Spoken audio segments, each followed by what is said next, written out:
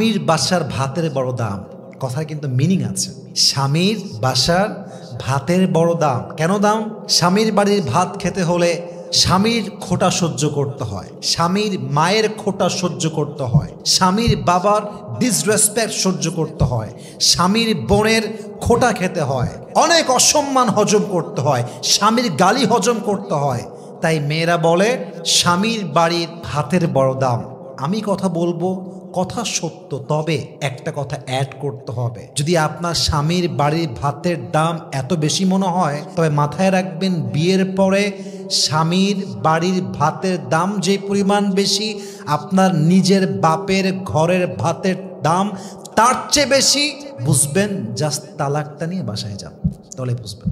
Just তালাকটা হোক, বাসায় যান, 3 মাস থাকেন, 4 মাস থাকেন, 5 মাস থাকেন, স্বামী নাই তালাক হয়ে গিয়েছে, তখন বুঝবেন স্বামীর বাড়ি ভাতের দাম বেশি নয়, এখন তো মনে হচ্ছে বাপের বাড়ি ভাতের দামই বেশি হয়ে গিয়েছে। ঠিক কিনা বলেন?